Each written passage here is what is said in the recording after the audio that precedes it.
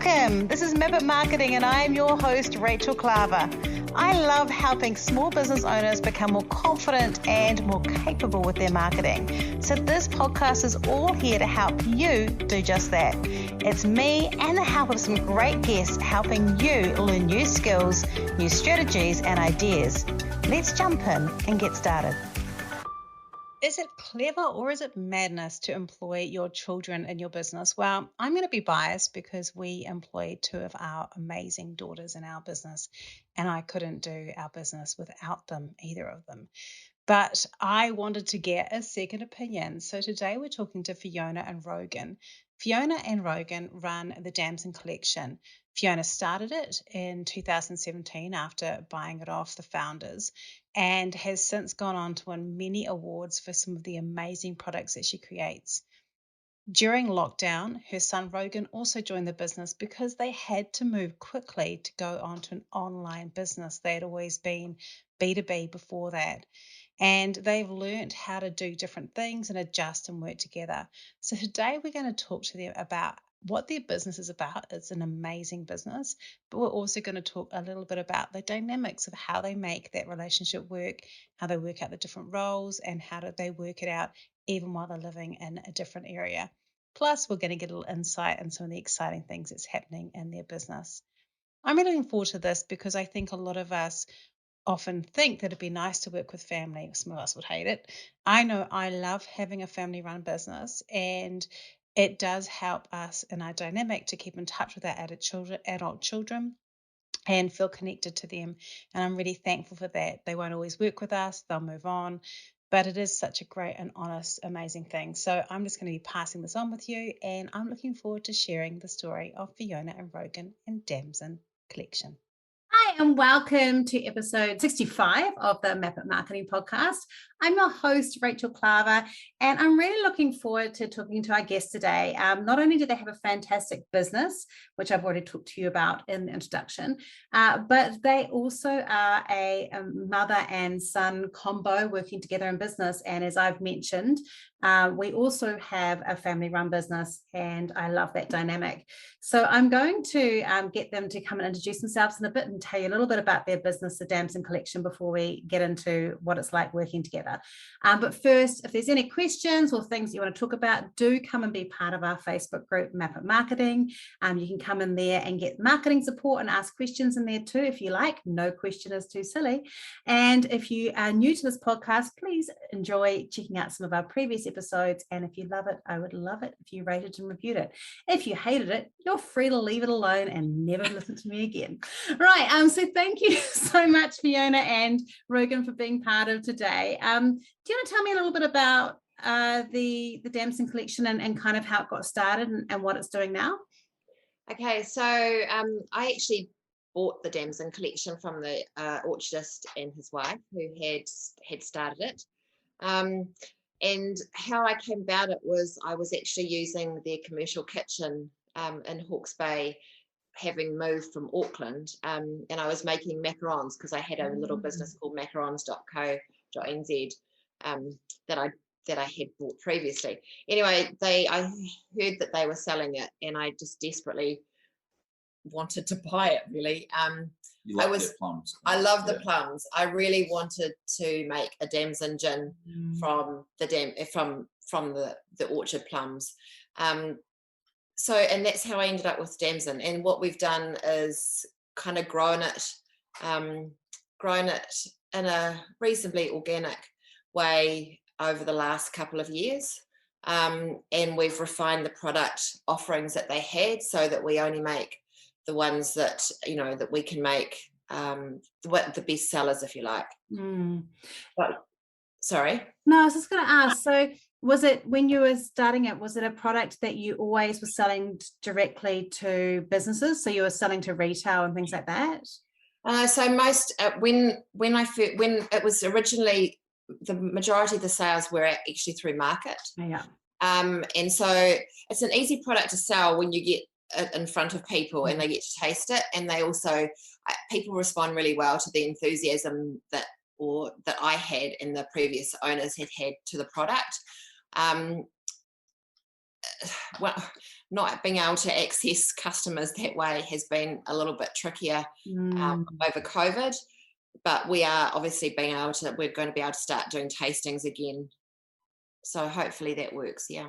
Yeah, because I've actually interviewed a few other people who are in the FMCG world and also partly in that kind of food area production. And the ones that are successful are the ones that are using those markets, because they're great for market research too, aren't they? Like they're so good for feedback.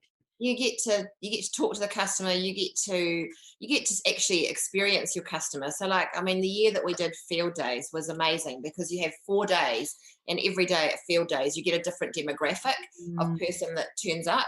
And so, you know, you get your, say, first day is trade, second day is all the Aucklanders turn up, and that's just no disrespect to Aucklanders, it's just that they all come down the day before the weekend. And then the next day you get families, and then the last day you tend to get sort of the more rural type, you know, the hunters and that.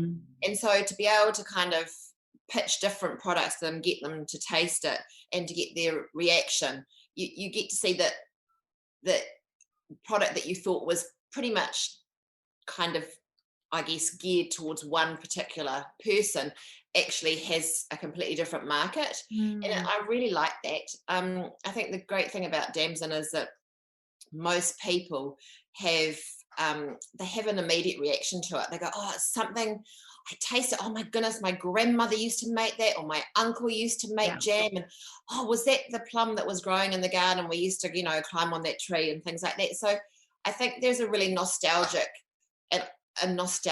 taste profile for Damson, and for me it's really quite heartwarming to see those you know, to hear the comments and to see people's faces. Like, I never thought that taste had such a innate nostalgic appeal, you know. I think it's huge. I think nostalgia is a huge part of why people choose to make purchases with food, isn't it? I mean, it's just because it's that place of comfort. I heard something, I was talking about it with a guest recently, that nostalgia, I actually got it from a David Farrier podcast about Disneyland, but it was that nostalgia is a memory with all the anxiety removed. Oh, that's a really nice way of looking at it.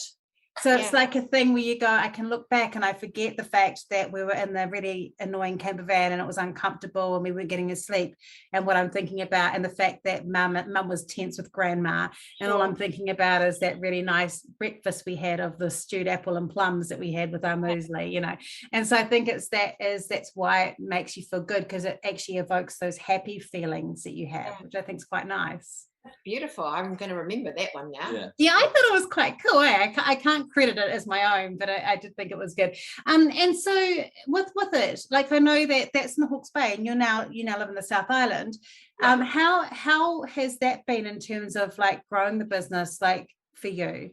Okay, so what happened was we after having the business for a couple of years, we understood where the majority of our client base was, and just with population, it was Taupo North. Yes. So the plums are grown in Hawke's Bay, the products are made on the whole, all the food products are made in Hawke's Bay, and the Damson liqueur, or the gin liqueur, and what will be our gin, is made in the Bay of Plenty.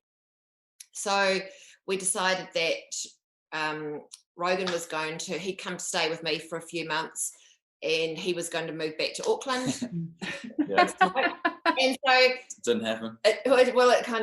He moved back to Auckland, took the distribution of the product. So we were lucky that probably middle of February, before COVID hit, we had actually moved everything to Auckland. So he was in a position, we had a small warehouse set up. He was in a position to pick and pack for us, as well as doing a little bit of social media at that time. Of course, then COVID hit. Yeah.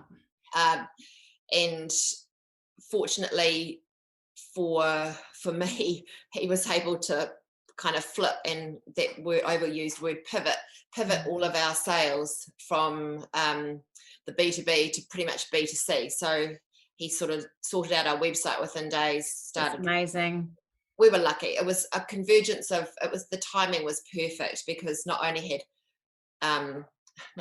COVID hit for sales, which sounds like a terrible thing to actually capitalize on, but we also won world's best fruit liqueur. Timed. well timed. Yeah. And I was in Hawke's Bay trying to organise production and deal with a whole lot of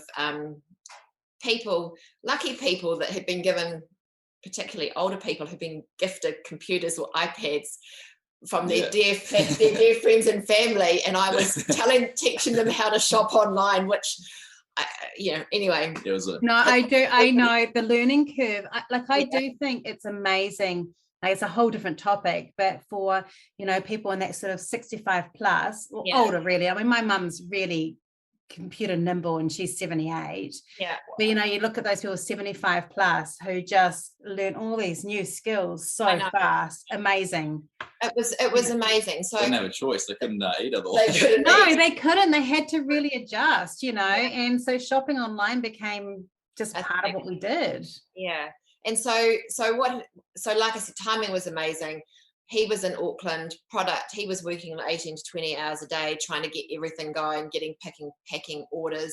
I was dealing with people. So that particular period in our lives and the business life, sort of a blur almost. It was a blur, but it also gave me the opportunity to kind of reassess where I wanted to live and how the business functioned. Did I need to be in it? I've got a really amazing cook, and she is only a phone call away. I go to Hawke's Bay and catch up maybe a couple of times a year. We both of us go, or one of us, well, only you went this year, but at harvest, because we need to be at harvest, obviously, and we send out a whole lot of fresh plums. So, but the distance doesn't matter.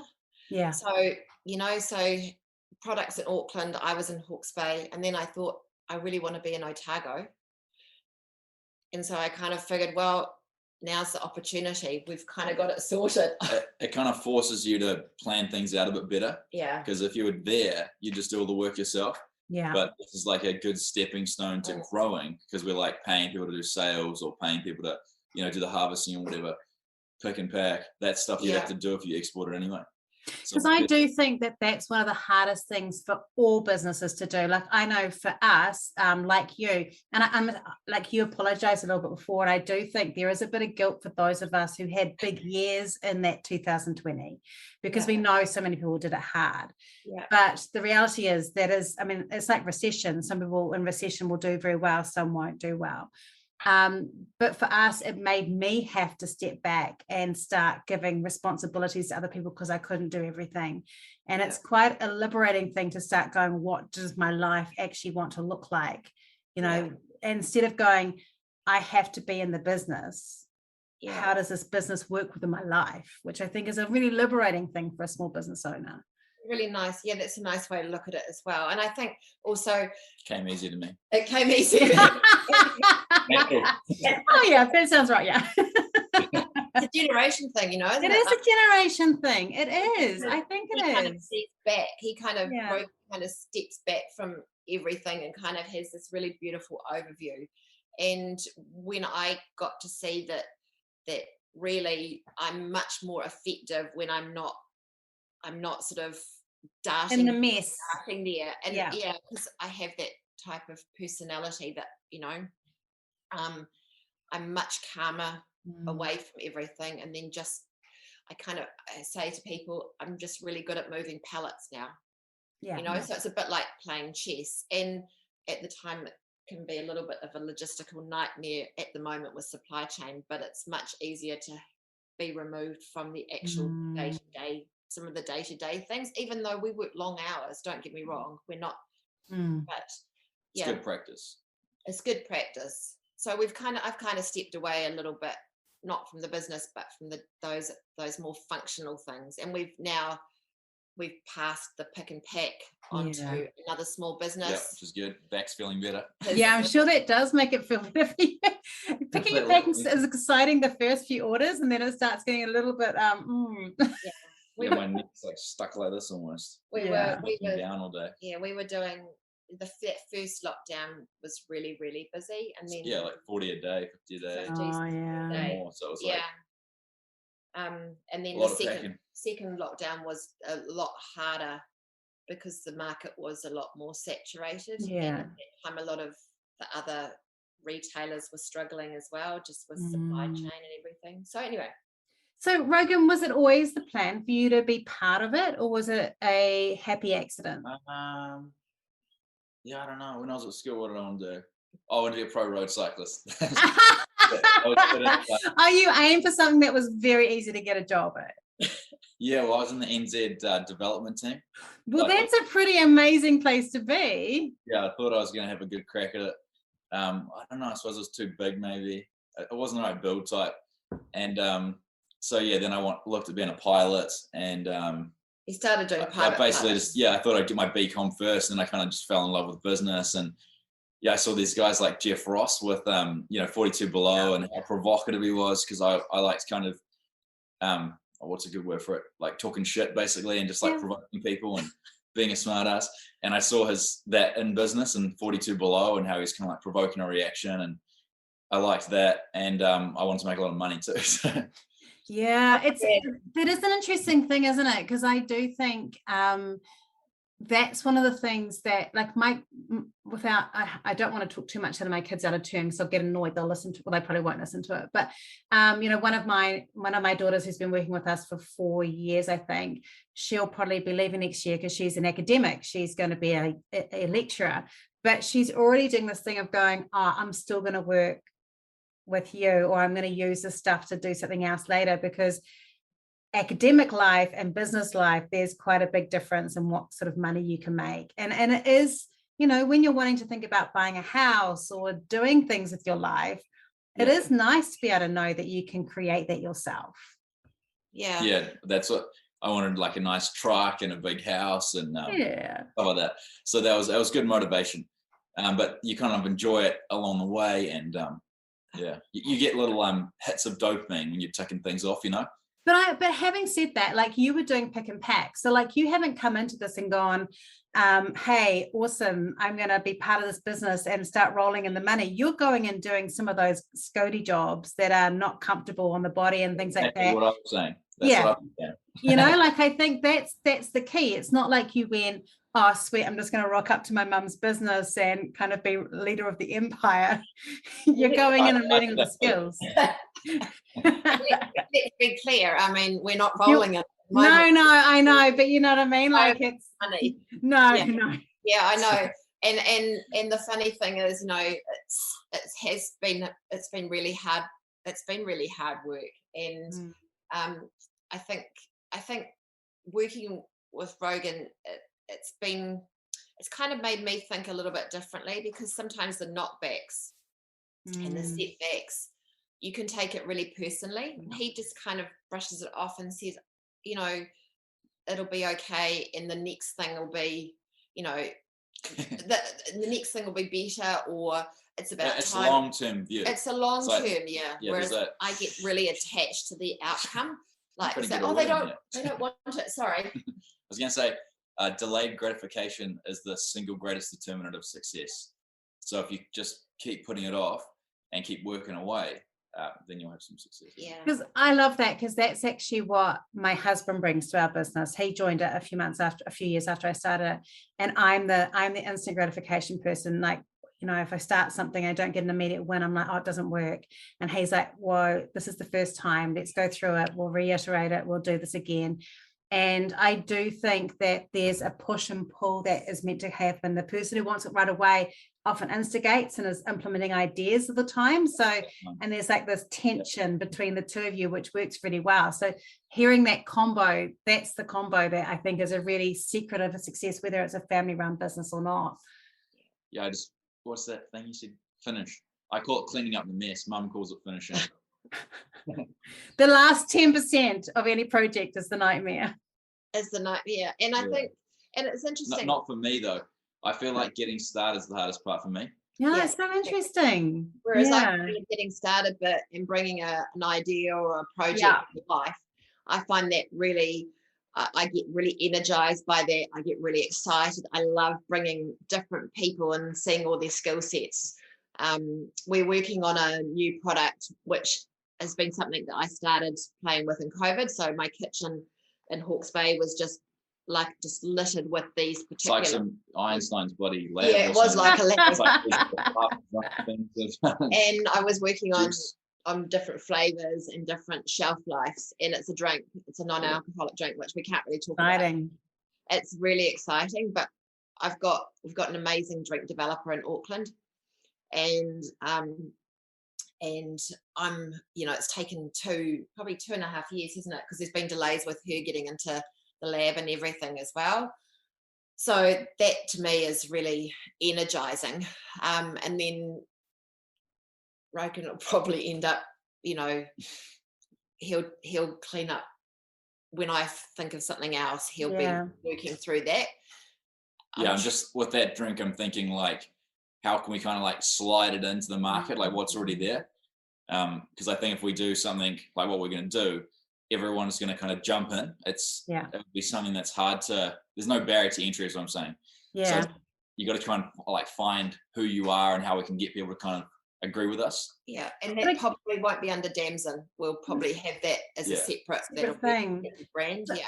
Because one of the things that I heard right at the beginning, you talked about how when you first bought the Damson Collection that you were quite keen at that stage to have your Damson gin, but the gin didn't happen right away. No, and was that hard for you? Yeah, no, it's really hard, but it's all to do with cash flow.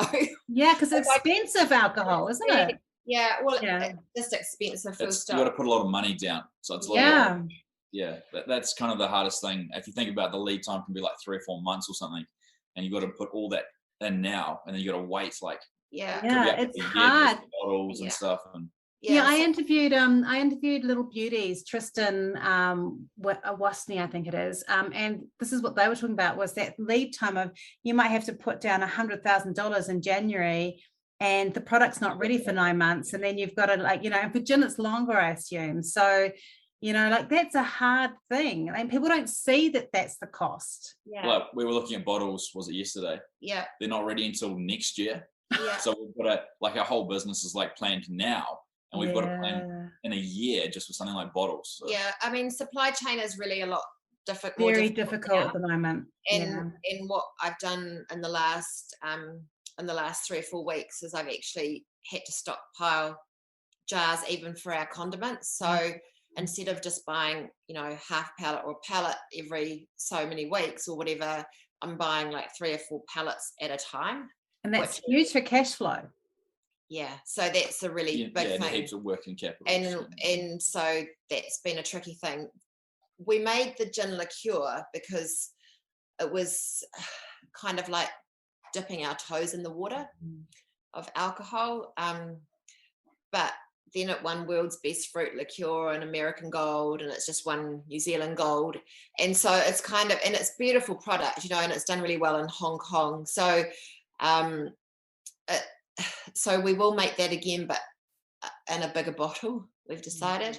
And we will also probably roll the gin out, fingers crossed, around the same time in the same size bottle. So there's a bit going on, but in the immediate future, it's about non-alcoholic drink. Yeah.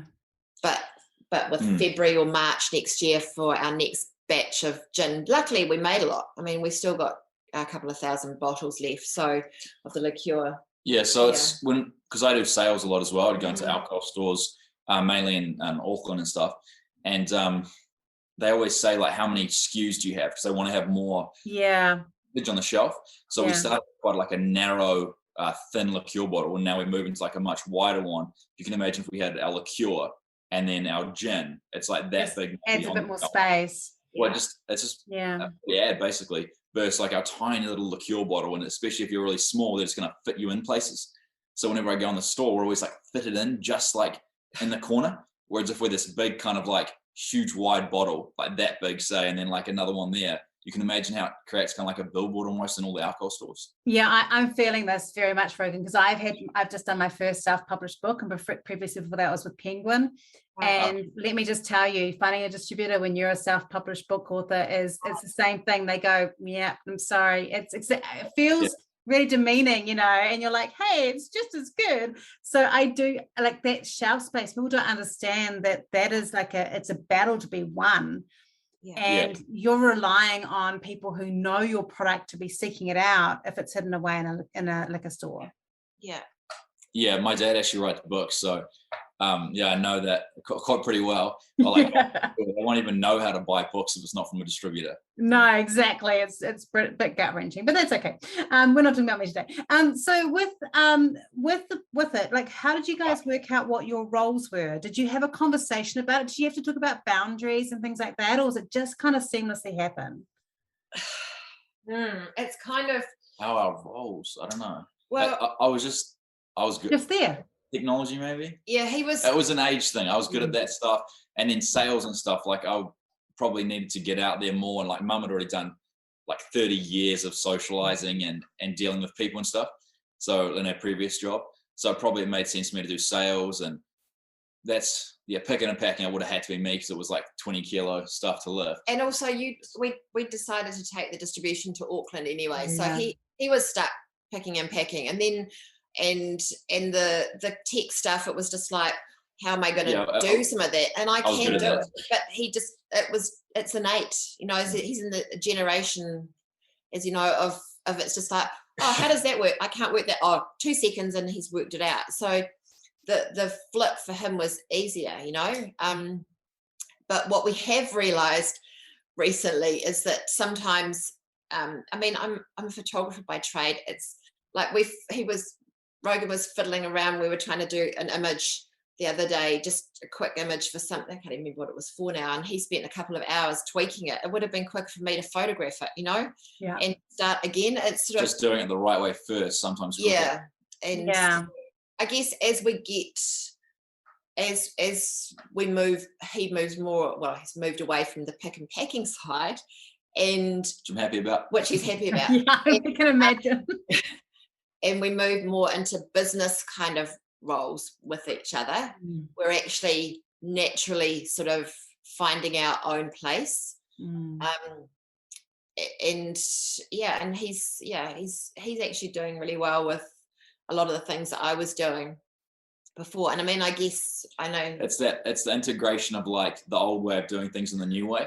So like, just one example would be, instead of emailing, like a couple of days ago, we had to email a lot of stockists. We'd say, we've got this new product coming out, here's our new wholesale guide. And instead of sending out, 700 emails to stockists or so, I use an app called Mail Merge, which lets you put all your HubSpot contacts into Google spreadsheet. You write one email, you use like a tag. So it's like, hi, open bracket, first, underscore, last, close bracket, comma, and then you have the email, and it's just hi John to 700 people, and it looks personalized. Often doesn't go into spam, and it's always got our normal sign off. It's in an actual Gmail email. It's not like a newsletter or something. It's an actual Gmail email which passes the spam filter. It's got our wholesale guide there, our vendor numbers for New World. It only took about 1 day to set the whole thing up, and now it takes 2 minutes to send an email to 700 people. That's the thing. And I think that is that thing around systemizing. So sometimes also, like, even, and it's not even an age thing, often if it's just you doing it, you often can just get used to doing things your way because you've done it, and it's exhausting when you're busy to actually take time out to go and work out a new way of doing it, whereas if someone else comes in and just does it. I would just say we use Loom quite a lot in our business. I don't know if you use that, but we it's a little video recording thing. So if I'm showing someone something I need done in the team or something like that, I just do like a little Loom video. But quite often, if I send one to one of my daughters, I get a little snippy email back halfway through with, oh, for God's sake, please just do blah, blah, blah instead of such and such, because I can see I'm doing it the long way. I get that. Me trying to talk mum through stuff on the phone. FaceTime because the internet's so bad down here. And I'll be like, click this little thing, and hers will look different because different thing. Yeah, it's tricky. Trying to get us like editor's signature or something. But it's been funny because Rogie came down for 2 weeks, for a couple of weeks holiday. And I thought, it's going to be interesting us working together because we're working on a few export kind of connects at the moment, and he's been staying up phoning people. So, and I've been trying to, talk to different people on different time zones as well. And when he's in Auckland, like for me, it was like, it's 9 o'clock. Let's get going, you know. And I couldn't get hold of him, and I just felt ripping my hair out, you know, because we're working on different sort of schedules. But him down here, it's time schedules though. Schedules. Yeah, like Aussie's different. Yeah, and Florida's then different. Florida's different and all that. But down here, we're getting a lot more done because we're operating, like in the 2 weeks that he's been visiting, we've absolutely smashed some stuff. And it's probably because I crash and bang in the morning. Yeah, I was going to say, it's hard to sleep with this, like, and all the noise making machines out at like 6 a.m. And I get up really early and I exercise. So it's kind of like, for me, it's like you get up, you get going, and you get cracking for the day.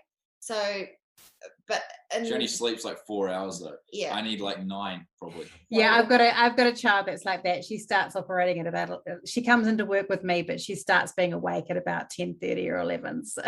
Oh, really? Yeah, I won't remember this in about an hour. Yeah. So actually, just a question on that, like, in terms of, oh no, what was I going to say? There was something I was going to ask you about the timing. No, it's gone. It's okay. Obviously, I've flaked out on that part. Never done it before. That's okay.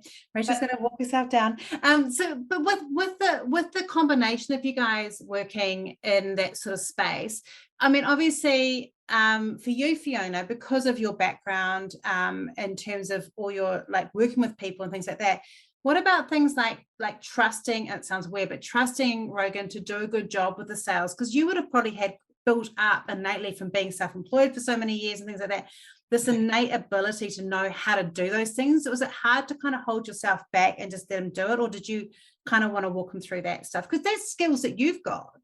Yeah, no, they are skills I've got. To be honest, he went kind of off piste anyway. So he did it. He just went off and did sales himself. Yeah, usually mum's like, you got to do this, and then I just go and do it anyway. He just flips it anyway, and I mean, we're both really energetic people, but he bounces into stores, and then before you know it, he's kind of bailed the store manager. It's like cycling. It's like competitive through sales. Yeah, and he gets in there, and he actually goes straight to the point. Like he cuts straight to the chase. Yeah, mum just yabbers for hours. She makes friends, like lifelong friends, when she's in there. That's also good. Like both of those things are good. Yeah, I'm just like boom, boom, boom. He is, and it's a really direct way, but he gets some really good results. We've learned a lot about. It's better if mum manages key relationships, like the head of a big supermarket. Yeah, they like to socialize and that type of stuff. I haven't done any socializing. She's good at it. She makes friends places. I know you do the rapport. It's the rapport building stuff. People. Yeah, that's what she's good at. Key clients. Yeah. And then I get that, because actually you don't need to have that with every single store that you're in. But I just love people, and I love, like, I mean, mum makes friends. She's like friends with every mayor wherever we live. Oh, shush. It's not. I love going to, like, there's a market we do every single year, and it's in Fielding, and it's at Kimbolton. It's in a rhododendron garden, and it's like hard and fast for one day. But I love meeting all the people. I just love talking to them. I love hearing their stories. I love all of that. And I guess that is probably because I've done 25 years as a photographer, and you have to kind of get not into people's you do. Like you have to find that you have to connect with them, because they won't trust you and relax with you. Yeah. And I really admire it, because I like doing podcasts, and I like those are things, but I'm actually really introverted, and the idea of spending a whole day at a market being nice to people for the whole day and smiling just makes me want to go and have a nap. Yeah. Makes me want to sit in the car. Yeah, me too. I would have a book, or I'd be going for lots of long walks. I love those. I love that connection to people, because once again you get to see who your customer is, and you get to pick up on all the things that they potentially use your product for, and what products they'd like to see, which is really good for development, right? Yeah. So I remember my question actually, and it's one because we've had to do this because I've got 3 daughters and my youngest one doesn't work with us, so we've had to make this rule. Do you have boundaries around when work talk doesn't happen? Wait, no. Say that again. We're not allowed to do it at the table. We still do, but we get a glare if it happens. Well, it's funny because well, it must have been a couple of nights ago, and something I can't. That's the first thing I hear when I wake up in the morning. That's the alarm clock. It's Mum's in my room, like, or calling me. Usually I got like 3 missed calls. Yeah, that's when he's in Auckland. Whereas here I can just clang. You can smash on the door. Yeah. Their boundaries. I can't think of any. No, I think the problem is that sometimes it's really hard to switch off. Like even the 2 weeks he's been visiting, it's sort of like at 10 o'clock at night, you know, it's like, oh, this came in, or, you know, like a little win, for example, is that we've just sent product to Canada, which is really exciting. That's awesome. And we've sent the liqueur up there. We've got an agent that's really keen to work with us. And to find, you know, to get like an update from DHL, which is only going to take 10 days to get there, as opposed to like 2 or 3 months, which is the normal courier system at the moment up to North America. You know, to get an alert and go, oh my God, it's there, it's landed, it's going through there, it'll be there in a couple of days. And then of course my mind starts to go and I tell you, and then all of a sudden we're talking about business, you know? But because everything seems to come back to business. So if we go for a walk, which usually we have like meetings going for walks and stuff in the evenings, and it'll be like, you know, have you seen that nice house? And then it's like I'm quickly on the app and like, what's my income got to be to buy the house? And I'm like looking at cars and I'm like, okay, I want how much do I 70 grand car, and it's like, well, I got to earn this much to be able to get a 70 grand car. It always comes back to business, and that's like the freedom. Like even last night we were talking about skiing. I could see Mum was thinking about it too, like how we're going to earn heaps more money so I can ski every day, and it always comes back to business and income and, you know, freedom. So yeah, I mean, it's also what we can, I guess, for me it's about a lifestyle. I don't need a lavish lifestyle. You do, but I don't. No. But I really would love to be able to help other people, and, you know, like animal charities is my big thing. I'd love to be able to, you know, make some difference in animal welfare, you know. So I guess my purpose is a little different to his. It's definitely about being able to give back in some way. And I know that I've become very passionate about sustainability and passionate about what we can achieve within the business, and particularly with this new product, how we can apportion a certain amount to being able to educate people about certain aspects of sustainability and soil management and welfare, and, you know, so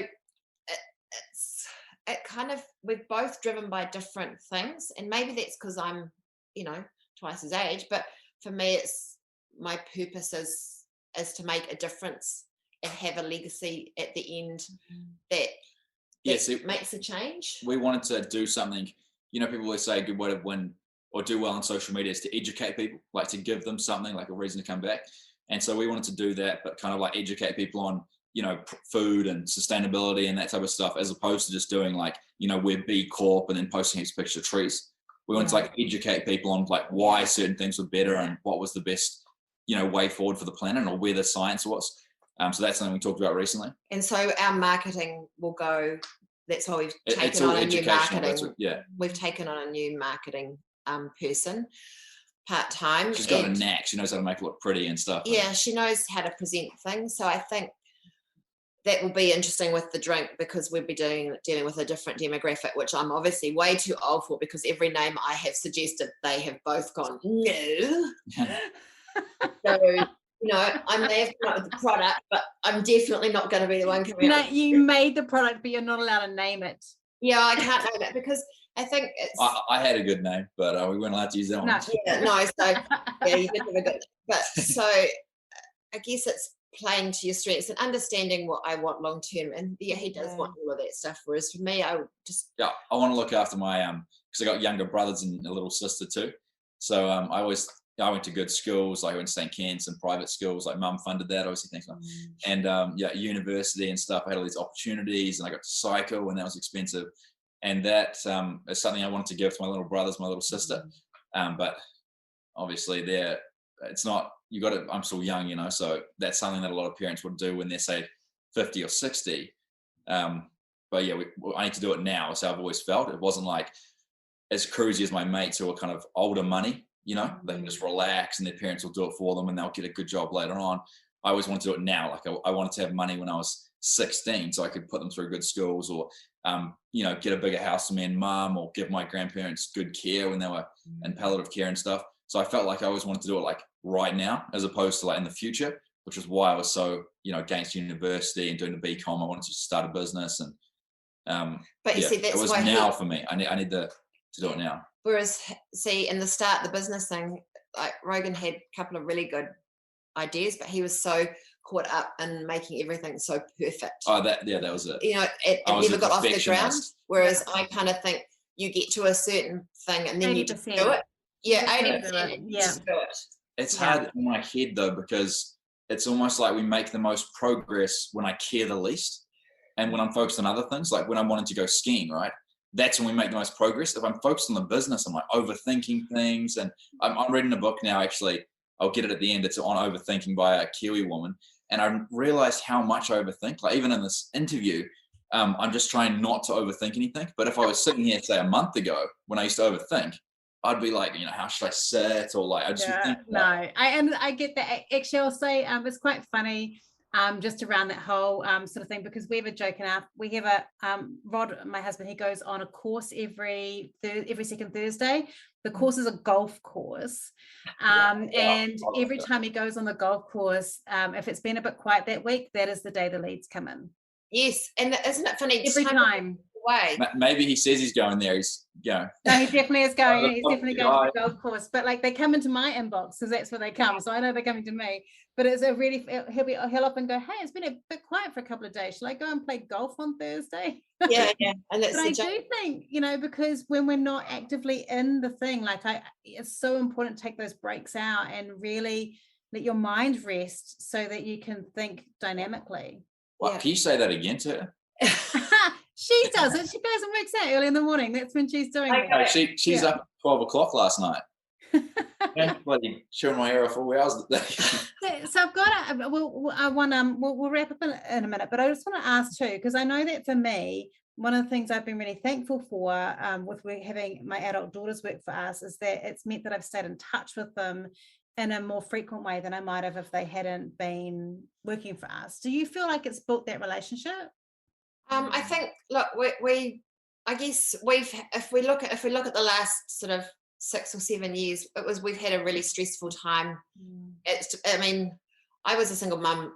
I was a single mum too. So. Yeah, and so you know it's, but we had my elderly parents. My dad was really sick for a long time, and to be honest, my dad and Rogie were so close that you know my dad wouldn't go anywhere without him, and then when Dad passed away, Mum and I moved to Hawke's Bay, and I left Rogan in Auckland, you know, while he was studying. And I kind of think really that was probably not a very nice thing as a mum to do.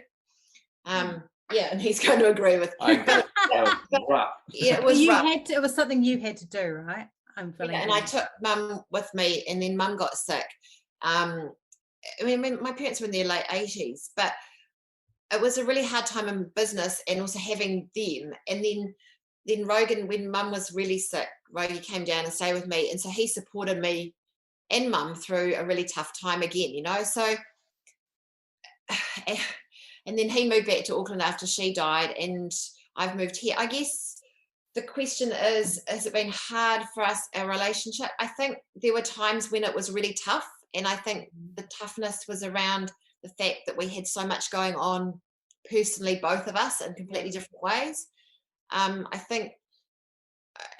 think for me, I find it really stressful when I can't get hold of him on a normal working week, only because sometimes it's that flow-on effect, you know. So I'm waiting for him to do something that I may have finished at midnight, my choice, but you know, and I may have started at lunchtime, my choice. Yeah, but you know, but yeah.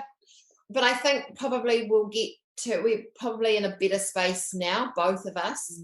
And then if he's going to move down here, we will have to be really careful about the boundaries. And like, you know, like we start work at this time, and yes, if it's we were listening to Roman from Fix and Fod. Oh yeah, and he was saying he did, you know, 9 years of just working all the time. Yeah, and we do that. We work all the time. It's been a decade probably. I feel like we started with less than a lot of people. Yeah. Like, because mum had health problems, obviously. She had 2 operations on her eye now. Both my grandparents were in care. That was stressful. What, $3,000 a week? Mum was. And you already had children. Like, a lot of these people that you're comparing yourself often either have brand new children or not children. Yeah. Like, you know, like you have a lot of old money as well. And and they often have they have backup. Self-made lady. Yeah. She is. With an awful lot of money sitting in alcohol and food and plums. Yeah. And high blood pressure. It is a thing. I think that it's so, like, I think another interview that I did last year with a woman called Natalie Coombs, she said, you know, being a small business owner is the biggest personal development journey you'll ever go on. And I do think people don't see, you know, there's no even playing field. Everyone's at different points, and we often look at someone else's success and what they've done and go, how they get so far ahead. Yeah. You know, but we don't see all the tears and the pain that got them to that point. Yeah, and I think it's about acknowledging the small wins every day. You know, I've got a good friend, and she happens to be living in Wanaka at the moment. She normally lives in Queenstown, and she's really good at pulling me back and saying, you know, that was a win. We should celebrate that. Is that Jackie? Yeah. She likes celebrating. She likes celebrating. But I think it's really true, you know, like I send out an email. I emailed a really big customer business the other day, and I'd been in contact with them like August 2019. And I was really keen for them to use our Damson in one of their products. Mm. And at the time we sent samples and nothing happened. And then I just flicked them an email, and the head of R&D new product development came back and she said, yeah, she said, been thinking about it. You know, and I kind of think, you know, that's a small win, but that's actually could be a really big win. Yeah, it is. Keeping things and keeping in contact with people. I once had a meeting with Eddie from Dad's Pies. He's retired anyway. And it was a failure. I was trying to sell him some marketing stuff years ago because he's local to us. And he said no in the meeting. And a couple of months later, he emailed me and he said, why haven't you been in contact? And I said, well, you said no. And he said, no. I said no, but that doesn't mean you don't keep on giving it a go. And it was such a lesson to me, because I was like, if someone says no, I just don't go back again. But he was like, you know, people say no to me 13 times. I still keep going back for a yes. Yeah. And I think it is all about timing. And it's also about, and it's something I've learned from Rogie is that, you know, like. Wasn't there a movement about this stuff? It was like Me Too or something. Is that you can't, like, you know, he said to me, oh, I'm just going to ring so-and-so and we're sending some samples. And I said, don't bother about them. They've actually said no. It's just, and he said, Mum, he said, it's a different person. Yeah, because they shift. So often. They shift all the time. Yeah, it's about timing. Everything's about timing for everyone, whether they've got a clear inbox, they've got shelf space, you know. I read something, it was like, I think it was actually on the app we use for mail merge. It said 80% of people, you know, don't read an email. And then it's like 40% of people just clicked on it, flicked through just so it would like go away. And then it's, I don't know, however many percent of people like completely forgot within a day. I've done like testing.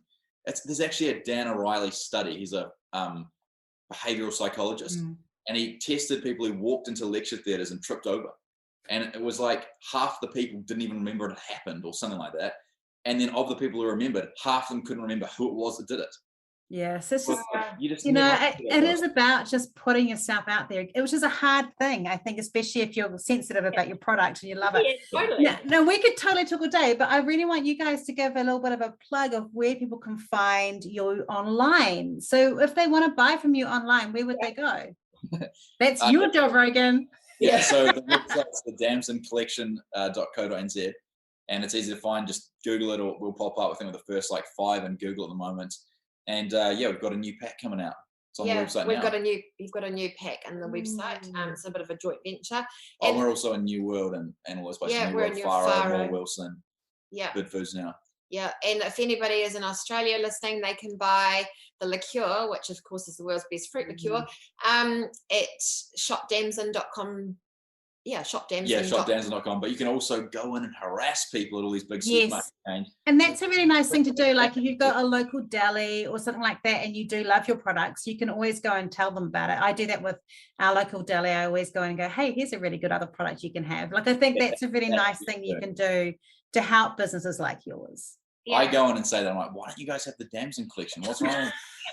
I did. We went shopping at this place in Monica. And the lady's like standing there, like looking at our card. It's all like the Damson Collection. And I'm like writing down the like improvement thing, like stock us. I will admit, I was seriously thinking about taking a bag of my books around to stores and just putting one just randomly on a shelf without it being like even for sale, like just putting it in there so they could just take and go, I'm never having this, but cool, we might need to get some more stock of it. That would be a great business, if you could set up a business like an app that would give people a notification, like go into any food store that sells, I don't know, like Barker's jam and request the Damson Collection. And every time they do it, you pay them like $1. You're going to get in trouble. Someone's going to listen to this and come and pitch it to you. I'm not going to do it. It's been a real pleasure. Thank you so much for being part of today. And it's been really great listening to everything. And I wish you all a success. I'm excited about the new drink. I can't wait till that comes out. I'm not currently drinking any alcohol, so I'm really keen on that one. And I have 2 people on a team who we give them gin every Christmas. So, so I'll be definitely looking out for that when that comes out as well. So thank you so much for being part of today. Thank you for inviting us. It was lovely. All right, say goodbye to the dog. Hold up. I so enjoyed talking to Fiona and Rogan today, and apologies for the moment where I kind of lost my brain halfway through. I recorded this just after a week after having surgery, and my brain was clearly not functioning. So for those of you that are new to the show, I promise you my brain does normally work better. Now, I really loved hearing about Fiona and Rogan, and I'd love to hear if you have a family-run business or you've got family that you work with and what you've learned. Definitely hit me up on social media. You can find me on Identify Marketing on Instagram, or I am Rachel Klaver on TikTok, or you can come and be part of our Facebook group, Map It Marketing, and ask any questions you want about marketing in there. And just a little plug, be sure to come and check out my new book, Be a Spider, Build a Web. You can get it from Amazon or any good online store, or you can come and get it on our website or at beaspiderbuildaweb.com. Have a great week, and next week we've got another business owner talking to you about her story and how she has developed her business to help her walk through a momentous time in her life. Looking forward to connecting with you then. Have a great week. If you love what you heard today, be sure to hit subscribe. And if you loved this episode in particular, I'd love it if you shared it on social media. Remember to tag me in so I can say thank you. Have a great week, and we'll talk soon.